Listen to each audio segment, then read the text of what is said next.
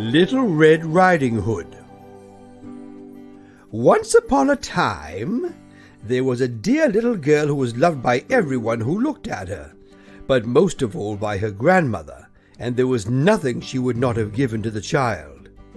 Once she gave her a little cap of red velvet, which suited her so well that she would never wear anything else, so she was always called Little Red Riding Hood. One day her mother said to her, "Come, Little Red Riding Hood, here is a piece of cake and a bottle of wine. Take them to your grandmother. She is ill and weak, and they will do her good. Set out before it gets hot, and when you are going, walk nicely and quietly, and do not run off the path, or you may fall and break the bottle, and then your grandmother will get nothing. And when you go into her room, don't forget to say good morning, and don't peep into every corner before you do it." "I will take great care," said Little Red Riding Hood to her mother, and gave her hand on it. The grandmother lived out in the woods, half a league from the village. Just as Little Red Riding Hood entered the wood, a wolf met her. Little Red Riding Hood did not know what a wicked creature he was, and was not at all afraid of him. "Good day, Little Red Riding Hood," said he. "Thank you kindly, Wolf." "Whither away so early, Little Red Riding Hood?" "To my grandmother's." "What have you got in your apron?" "Cake and wine. Yesterday was baking day, so poor sick grandmother is to have something good to make her stronger." "Where does your grandmother live, Little Red Riding Hood?" "A good quarter of a league farther on in the wood. Her house stands under the 3 large oak trees. The nut trees are just below. You surely must know it," replied Little Red Riding Hood. The wolf thought to himself, "What a tender young creature! What a nice plump mouthful! She will be better to eat than the old woman. I must act craftily so as to catch both." So he walked for a short time by the side of Little Red Riding Hood, and then he said, "See, Little Red Riding Hood, how pretty the flowers are about here. Why do you not look around? I believe, too, that you do not hear how sweetly the little birds are singing. You walk gravely along as if you were going to school, while everything else out here in the wood is merry." Little Red Riding Hood raised her eyes, and when she saw the sunbeams dancing here and there through the trees, and pretty flowers growing everywhere, she thought, "Suppose I take grandmother a fresh nosegay? That would please her too. It is so early in the day that I shall still get there in good time."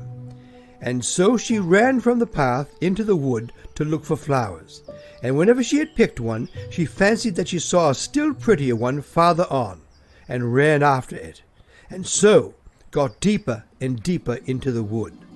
Meanwhile, the wolf ran straight to grandmother's house and knocked on the door. "Who is there?" "Little Red Riding Hood," replied the wolf. "She is bringing cake and wine. Open the door." "Lift the latch," called out the grandmother. "I am too weak and cannot get up." The wolf lifted the latch, the door sprang open, and without saying a word he went straight to grandmother's bed and devoured her.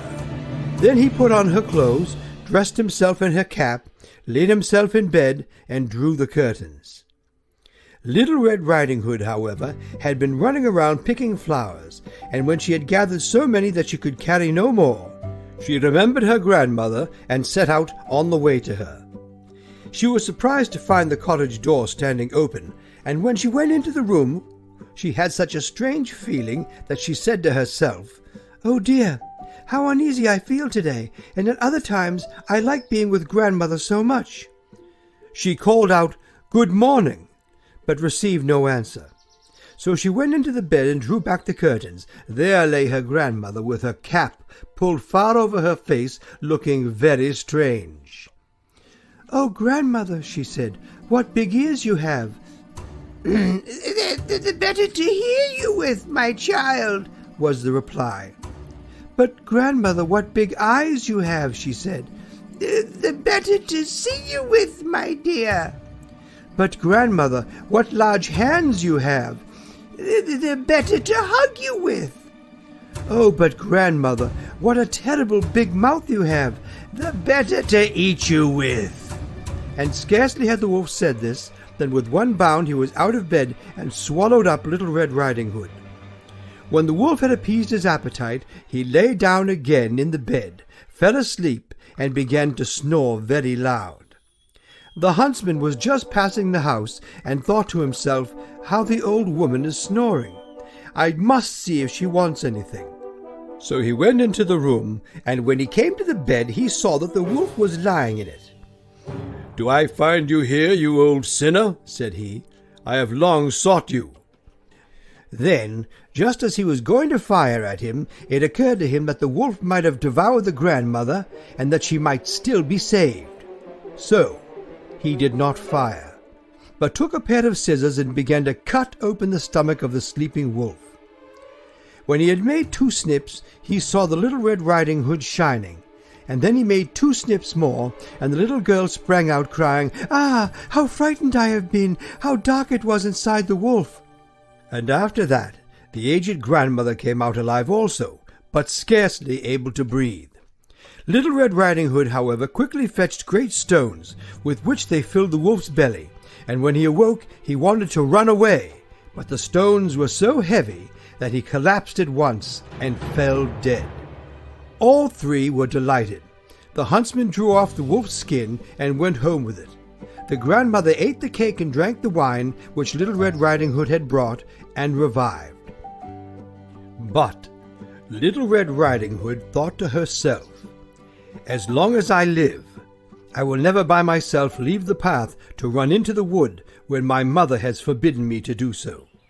It is also related that once when Little Red Riding Hood was again taking cakes to the old grandmother, another wolf spoke to her and tried to entice her from the path. Little Red Riding Hood, however, was on her guard, and went straight forward on her way, and told her grandmother that she had met the wolf, and that he had said good morning to her, but with such a wicked look in his eyes, that if they had not been on the public road, she was certain he would have eaten her up. "Well," said the grandmother, "we will shut the door, that he may not come in." Soon afterwards the wolf knocked and cried, "Open the door, grandmother. I am Little Red Riding Hood, and I am bringing you some cakes." But they did not speak or open the door. So the grey beard stole twice or thrice round the house, and at last jumped on the roof, intending to wait until Little Red Riding Hood went home in the evening, and then to steal after her and devour her in the darkness. But the grandmother saw what was in his thoughts. In front of the house was a great stone trough. So she said to the child, "Take the pail, Little Red Riding Hood. I made some sausages yesterday, so carry the water in which I boiled them to the trough." Little Red Riding Hood carried until the great trough was quite full. Then the smell of the sausages reached the wolf, and he sniffed and peeped down, and at last stretched out his neck so far that he could no longer keep his footing, and began to slip, and slipped down the roof straight into the great trough, and was drowned.